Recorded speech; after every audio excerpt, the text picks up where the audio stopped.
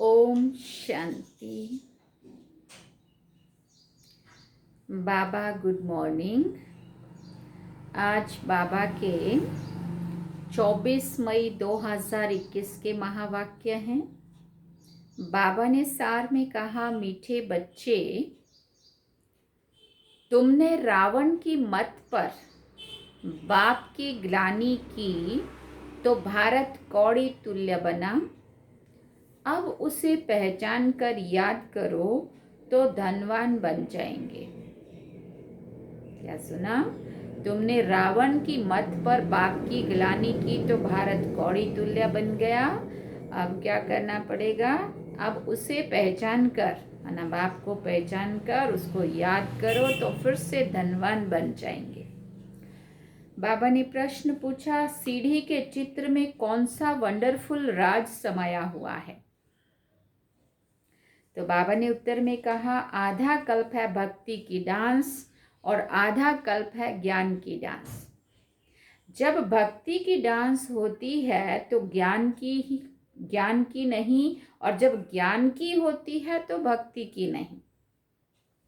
आधा कल्प रावण की प्रालब्ध चलती और आधा कल्प तुम बच्चे प्रालब्ध भोगते हो। ये गुहिया राज सीढ़ी के चित्र में समाया हुआ है। और गीत हम सब ने सुना, ओम नमो शिवाय, तुम मात सहायक स्वामी सखा। ओम शांति। बाप बैठ समझाते हैं, भक्ति मार्ग में बहुत ही भक्ति की डांस की, ज्ञान डांस नहीं की। भक्ति की डांस जब होती है तो ज्ञान की नहीं, जब ज्ञान की होती है तो भक्ति की नहीं। क्योंकि भक्ति की डांस उतरती कला में ले जाती है। सतयुग त्रेता में भक्ति होती नहीं है। भक्ति शुरू होती है द्वापर से। जब भक्ति शुरू होती है तो ज्ञान की प्रालब्ध पूरी हो जाती है, फिर उतरती कला होती है। कैसे उतरते हैं? सो बाप बैठ समझाते हैं। मैं कल्प कल्प आकर बच्चों को कहता हूं, तुम बच्चों ने हमारी बहुत ग्लानि कर दी है। जब जब भारत में आदि सनातन देवी देवता धर्म की बहुत ग्लानि होती है तब मैं आता हूं। और उसके लिए कहा गया है, यदा यदा ही धर्मस्य ग्लानिर्भवति भारत। ये बात वो कह रहे बाबा। जब जब भारत में इस आदि सनातन देवी देवता धर्म की बहुत ग्लानि होती है तब मैं आता हूं। ग्लानि किसको कहा जाता है वो भी समझाते हैं। बाप कहते हैं, मैं विकारी नरकवासी भारत को आकर कल्प कल्प स्वर्गवासी भारत बनाता हूं। तुम मेरी ग्लानि आसुरी मत पर करने के कारण कितने कंगाल बन गए हो। राम राज्य था, अभी है रावण राज्य, जिसको हार और जीत दिन और रात कहा जाता है। अब विचार करो मैं कब आऊं।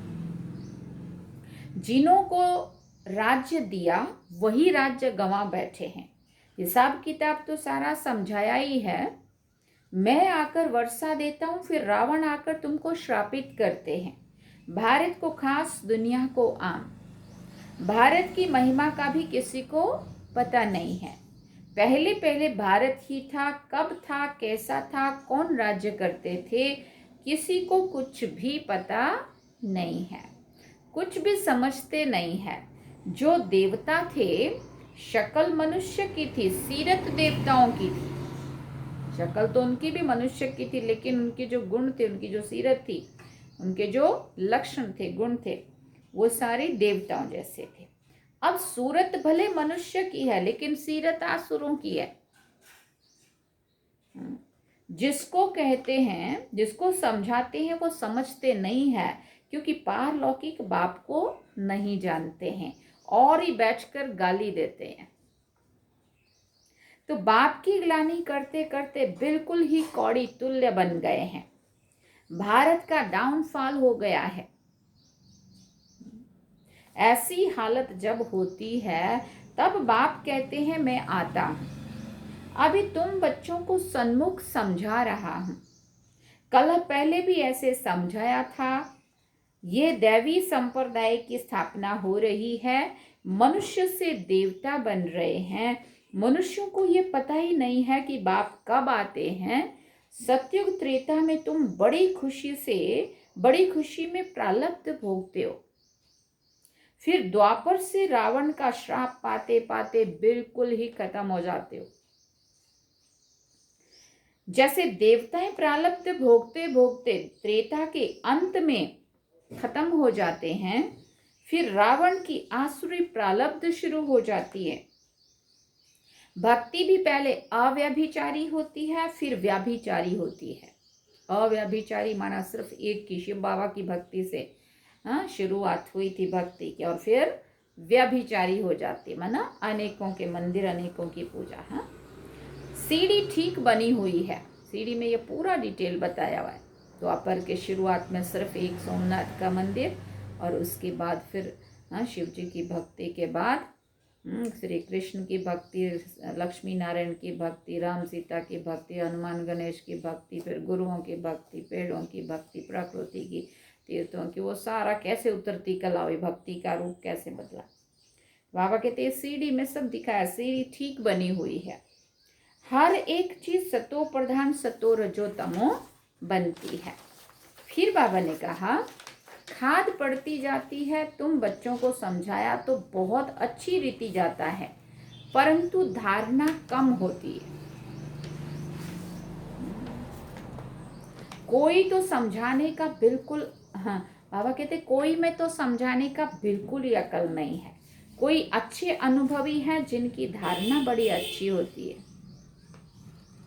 नंबरवार तो होते हैं ना, स्टूडेंट सभी एक समान नहीं होते हैं, कुछ ना कुछ नंबर जरूर रखेंगे।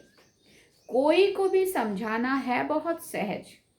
बाप कहते हैं मुझे याद करो, मैं तुम्हारा बाप सृष्टि का रचयिता हूँ।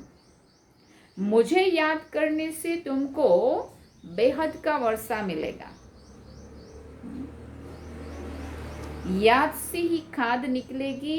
सिर्फ ये समझाओ कि तुम भारतवासी सतयुग में सतो प्रधान थे, फिर अभी कलयुग में क्या बने, तमो प्रधान बने हो। आत्मा में खाद पड़ती है, पवित्र होने बिगर वहां कोई जा नहीं सकते। नई दुनिया में है ही सतो प्रधान। कपड़ा नया है तो कहेंगे सतो प्रधान, फिर पुराना तमो प्रधान हो जाता है। अब इस सब का कपड़ा फटने के लायक हो गया है। सुना, अभी सभी का कपड़ा फटने के लायक हो गया है। इतना सड़ गया, इतना मैला गंदा हो गया है, पुराना हो गया है।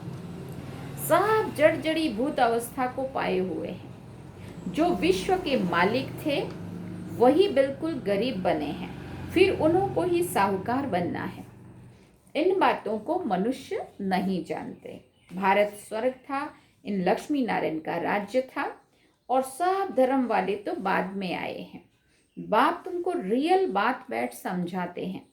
गीता का देखो कितना मान है, पढ़ते पढ़ते बिल्कुल ही नीचे गिर गए हैं, तभी तो पुकारते हैं हे पतित पावन आओ, हम भ्रष्टाचारी बन गए हैं। सदगति तो भगवान ही दे सकते हैं, बाकी शास्त्रों में तो सब है भक्ति मार्ग। तुम्हारी बुद्धि में बैठा हुआ है, हम बाबा के ज्ञान से देवता बनते हैं। ये बात बाबा कहते तुम्हें अच्छे से समझ में आई है कि ये बाबा का जो ज्ञान सुन रहे हैं, इसी के द्वारा हम देवता बनते हैं। अब सारी दुनिया से वैराग्य है। सन्यासी भी भक्ति करते हैं, गंगा स्नान आदि करते हैं ना। भक्ति भी सतो प्रधान फिर रजो तमो होती है, ये भी ऐसे है। आधा कल्प दिन आधा कल्प रात गाई जाती है। ब्रह्मा के साथ जरूर ब्राह्मणों का भी होगा ना। तुम अभी दिन में जाते हो, भक्ति की रात पूरी होती है। भक्ति में तो बहुत दुख है, उनको रात कहा जाता है। अंधेरे में धक्के खाते रहते हैं भगवान से मिलने के लिए। भक्ति मार्ग में सदगति देने वाला कोई भी होता नहीं है, सिवाय तुम्हारे कोई भी यथार्थ रीति भगवान को नहीं जानते हैं। आत्मा भी बिंदी, परमात्मा भी बिंदी है, ये बात कोई भी समझ ना सके। परमात्मा ही स्वयं आकर ब्रह्मा तन से समझाते हैं। उन्होंने फिर भागीरथ बैल के रूप में दिखाया है। अब बैल की तो बात ही नहीं है, बैल पे आके थोड़ी भगवान बात करेगा। बाप सब बातें अच्छी रीति से समझाते हैं, परंतु किसी की बुद्धि में पूरी रीति बैठता नहीं है। बाप बैठ समझाते, बच्चे मैं तुम आत्माओं का बाप हूं, तो तुम मुझे याद करो और वर्षे को याद करो तो तुम्हारे विकर्म विनाश होंगे। फिर भी कहते हो भूल जाते हैं। वाह, बाबा कहते वाह, ऐसे साजन व बाप को भूलना चाहिए? नहीं भूलना चाहिए ना। स्त्री पति को अथवा बच्चे कभी बाप को भूलते हैं क्या? पूछ रहे हैं बाबा। यहां तुम क्यों भूलते हो? कहते भी हैं बाबा आप हमको स्वर्ग का मालिक बना रहे हो, और फिर भी भूल जाता हूं। समझते भी हैं कि बाबा हमें कितनी ऊंची प्राप्ति करा रहे हैं, और फिर भी बाबा को कहते हैं बाबा क्या करें, हम भूल जाते हैं। बाप कहते हैं याद नहीं करेंगे तो अंदर जो कट चढ़ी हुई है वो कैसे निकलेगी? मुख्य बात है ही याद की। अपना कोई दूसरे धर्म से कोई ताल्लुक नहीं है। स्कूल में तो बैठ हिस्ट्री ज्योग्राफी समझाते हैं ना, कोई तो बिल्कुल भी समझते नहीं है। बाप पढ़ाते हैं, ये बुद्धि में बैठता ही नहीं है। अच्छा, बाप और वर्षे को याद करो कि ये भी भूल जाते हो। इतनी बड़ी जो प्राप्ति करा रहा है परमात्मा बाप हमारे को, सतयुगी देवता बना रहा है, कम से कम उस अपनी प्राप्ति को सामने रखो और उस प्राप्ति कराने वाले को सामने रखो। बाबा कहते इतना भी याद रह सकता है कि इतना भी नहीं। जिसके लिए आधा कल्प से भक्ति करते आए उस बाबा को याद नहीं करते।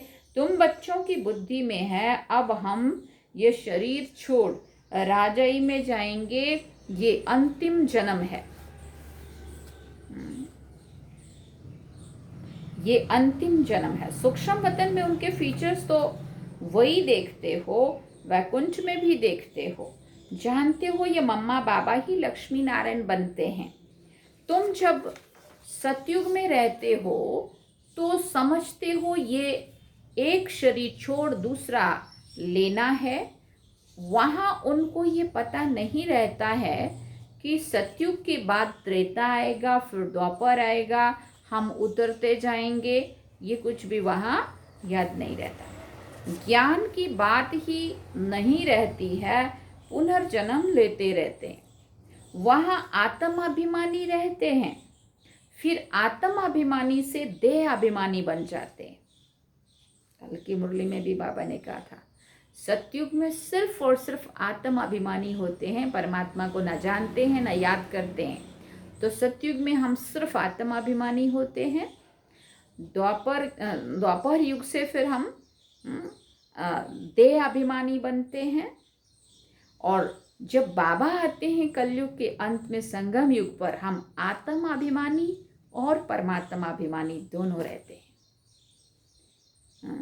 और फिर जब यहाँ से सतयुग में जाएंगे, फिर वहाँ सिर्फ और सिर्फ आत्माभिमानी होंगे, वहाँ परमात्मा बाप ना होंगे और ना उनका समझ होगी, परिचय होगा।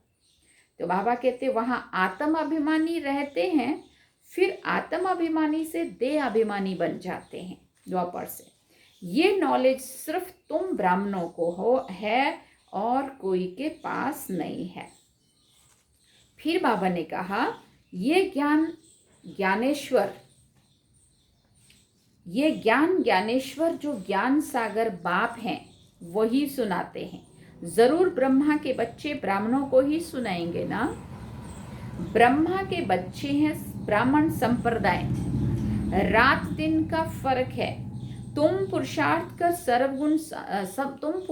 कर संपूर्ण गुणवान बनते हो। बुद्धि का योग बाप के साथ लगा रहे। कर्म भले कोई भी करो, कर्म तो करना ही है। बुद्धि का योग बाप के साथ लगा रहे। कर्म भले कोई भी करो, बढ़ई का काम करो व राजाई का काम करो। छोटा काम बड़ा काम क्या भी काम करो। राजा जनक का भी गायन है ना, राजाई करते रहो परंतु बुद्धि का योग बाप के साथ लगाओ तो वर्षा मिल जाएगा। बाप कहते मन मना भव मामेकम याद करो। शिव बाबा कहते हैं सिर्फ शिव कहने से लिंग याद आएगा और सबके शरीर का तो नाम लिया जाता है। शरीर पार्ट शरीर से बजाते हैं। अभी तुमको आत्म अभिमानी बनाया जाता है जो आधा कल्प चलता है। इस समय सभी हैं देह अभिमान में, वहां आत्म अभिमानी होंगे यथा राजा रानी तथा प्रजा। आयु तो सबकी बड़ी होती है, यहाँ सबकी आयु कम है। तो बाप सन्मुख बैठ बच्चों को कितना अच्छी रीति से समझाते हैं। हे आत्माओं, क्योंकि आत्मा ज्ञान लेती है, धारणा आत्मा में होती है। बाबा को शरीर तो है नहीं, आत्मा में सारा ज्ञान है।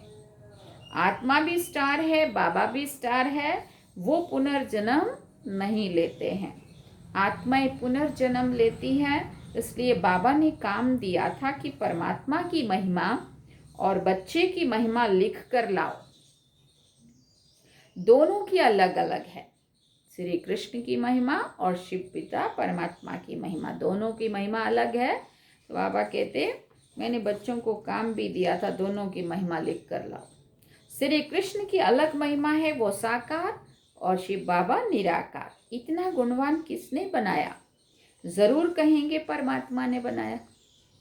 इस समय तुम ईश्वरीय संप्रदाय हो, तुमको बाप सिखला रहे हैं, पीछे फिर प्रारब्ध भोगते हैं। सतयुग में तो कोई नहीं सिखलाएंगे। भक्ति मार्ग की सामग्री ही खत्म हो जाती है। इस दुनिया से वैराग्य भी चाहिए, अर्थात देह सहित देह के सब संबंध छोड़ अपने को अशरीरी आत्मा समझना है। नंगे आए थे नंगे जाना है, माना अशरीरी आत्मा आई थी, आत्मा को ही जाना है। ये पुरानी दुनिया खलास हो जानी है, हम सब नई दुनिया में जाने वाले हैं। बस ये याद की मेहनत करते रहो, इसी में ही फेल होते हैं। याद करते ही नहीं हैं। जो भी समझने के लिए आते हैं उनको भी यही समझाना है। शिव बाबा ब्रह्मा द्वारा कहते हैं कि मुझे याद करो तो मुझे याद करो तो याद से तुम्हारी खाद निकल जाएगी, तुम विष्णुपुरी के मालिक बन जाएंगे। विष्णुपुरी ही स्वर्गपुरी है। तो जितना हो सके बाप को याद करो। जिस बाप को आधा कल्प याद किया है, अब वो सन्मुख आए हैं, कहते हैं मुझे याद करो। उनको कोई भी जानते नहीं है, खुद ही आकर अपना परिचय देते हैं। मैं जो हूं जैसा हूं, ऐसा कोई विरला मुझे जानते हैं और निश्चय करते हैं। निश्चय कर लेते हैं तो पुरुषार्थ कर फिर वर्षा पा लेते हैं। शिव बाबा कहते हैं मुझे याद करने से ही तुम्हारे विकर्म विनाश होंगे और तुम पवित्र दुनिया के मालिक बन जाएंगे। विकर्म कोई भी करना नहीं है। विकर्म कोई भी करना नहीं है। अच्छा, मीठे मीठे सिकिल दे बच्चों प्रति माता पिता बाप दादा का याद प्यार और गुड मॉर्निंग। रूहानी बाप की रूहानी बच्चों को नमस्ते। हम रूहानी बच्चों की रूहानी माता पिता बाप दादा को दिल व जान सिकवा प्रेम से याद प्यार, गुड मॉर्निंग, नमस्ते, थैंक्स बाबा। अब धारणा के लिए मुख्य सार है। पहला पॉइंट, पुरुषार्थ कर संपूर्ण गुणवान बनना है। कर्म कोई भी हो लेकिन बाप की याद में रहकर करना है। काम छोटा हो या बड़ा हो, कैसा भी हो, हार्ड वर्क हो, सॉफ्ट हो, क्या भी हो, हाँ, ऑफिस का वर्क हो या फील्ड वर्क हो, क्या भी हो, छोटा काम बड़ा काम, उससे बाबा कहते कोई फर्क नहीं, परंतु उस कर्म को करते हुए हम बाप की याद में रहें। पुरुषार्थ कर संपूर्ण गुणवान बनना है। कर्म कोई भी हो लेकिन बाप की याद में रहकर करना है, कोई भी विकर्म नहीं करना है। दूसरी बात बाबा ने कही, ये पुराना कपड़ा, हाँ, ये पुराना शरीर जड़ जड़ी भूत है, इससे ममत्व निकाल देना है। आत्मा को सतो प्रधान बनाने का पूरा पूरा पुरुषार्थ करना है। वरदान में बाबा ने कहा, करना और कहना इन दोनों को समान बनाकर क्वालिटी की सेवा करने वाले सच्चे सेवाधारी भव। करना और कहना इन दोनों को समान बनाकर क्वालिटी की सेवा करने वाले सच्चे सेवाधारी भव। फिर बाबा ने कहा, सदा अटेंशन रहे, पहले करना है फिर कहना है। कहना सहज होता है, करने में मेहनत है, मेहनत का फल अच्छा होता है, लेकिन यदि दूसरों को कहते हो स्वयं करते नहीं हो तो सर्विस के साथ साथ डिससर्विस भी प्रत्यक्ष होती है। जैसे अमृत के बीच विष की एक बूंद भी पड़ने से सारा अमृत विष बन जाता है, ऐसे कितनी भी सर्विस करो लेकिन एक छोटी सी गलती सर्विस को समाप्त कर देती है। इसलिए पहले अपने ऊपर अटेंशन दो, तब कहेंगे सच्चे सेवाधारी। स्लोगन में बाबा ने कहा, अनेकता में एकता लाना, बिगड़ी को बनाना, यह सबसे बड़ी विशेषता है। अनेकता में एकता लाना, बिगड़ी को बनाना, यह सबसे बड़ी विशेषता है। अच्छा, ओम शांति। तो ये थे आज के बाबा के महावाक्य। अभी मातेश्वरी जी के अनमोल महावाक्य, ये थोड़ा सा है, ये भी सुनेंगे। चढ़ती कला और गिरती कला की मुख्य जड़ क्या है? चढ़ती कला और उड़ती कला, चढ़ती कला और गिरती कला की मुख्य जड़ क्या है? तो मम्मा कह रही है, बहुत मनुष्य ये प्रश्न पूछते हैं कि जब इतना पुरुषार्थ कर जीवन मुक्ति पद को पाते हैं तो फिर वहाँ क्या कारण बनता है जो हम नीचे गिरते हैं? पहले ऊपर जाने को इतनी मेहनत करते हैं, फिर ऐसा क्या कारण होता है जो वहाँ से फिर नीचे आने लगते हैं? भले हम कहते हैं कि ये हार और जीत का खेल है, इसमें चढ़ती कला और उतरती कला होने का भी कोई तो कारण जरूर है। जिस कारण के बाबा ने कहा, जिस कारण के आधार पर ये खेल चलता है, जैसे पुरुषार्थ से हम चढ़ रहे हैं वैसे गिरने का भी कारण जरूर होगा।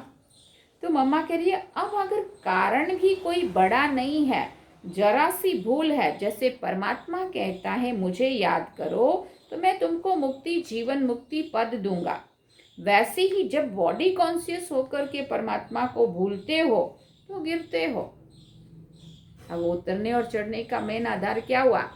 चढ़ने के लिए आत्माभिमानी बनना पड़े और उतरने के लिए देहाभिमान में आए तो ऑटोमेटिकली उतरने लगेंगे। तो मम्मा कह रही है, फिर वाम मार्ग में चले जाते, फिर 5 विकारों में फंसने से दुख उठाते हैं, तो ये हुआ अपना दोष, ना कि रचता का दोष। हाँ, और फिर गीत में क्या गाते, तू ही बिगाड़े और तू ही सवारे। बाबा कहते मैं नहीं बिगाड़ता हूँ, मैंने तो तुम्हें आत्माभिमानी बना करके चढ़ती कला में ले गया था, देवता बना के सतयुग में भेजा था, वहाँ से नीचे तुम देह अभिमान में आए तो तुम नीचे उतरे। जो लोग कहते हैं दुख सुख परमात्मा ही देता है, ये कहना बिल्कुल रॉन्ग है। बाबा सुख रचता है, ना कि दुख रचता है। हाँ, और एक तरफ महिमा गाते, दुख हरता सुख करता, तो फिर वो दुख दे कैसे सकता है? बाकी हम श्रेष्ठ कर्म से सुख उठाते हैं और भ्रष्ट कर्म से दुख भोगते हैं। बाकी अच्छे कर्म का फल अच्छा और बुरे कर्मों का दंड परमात्मा द्वारा अवश्य मिलता है। परंतु ऐसे नहीं कहेंगे कि सुख दुख दोनों परमात्मा देता है, नहीं। परमात्मा तो चढ़ती कला में हमारे साथ है, बाकी गिराने वाली माया है। कॉमन रीति से भी कोई साथ अथवा मदद लेते हैं सुख के लिए, बाकी दुख उठाने के लिए कोई किसी का साथ नहीं लेता। बाकी तो जैसा जैसा कर्म वैसा वैसा फल की रिजल्ट।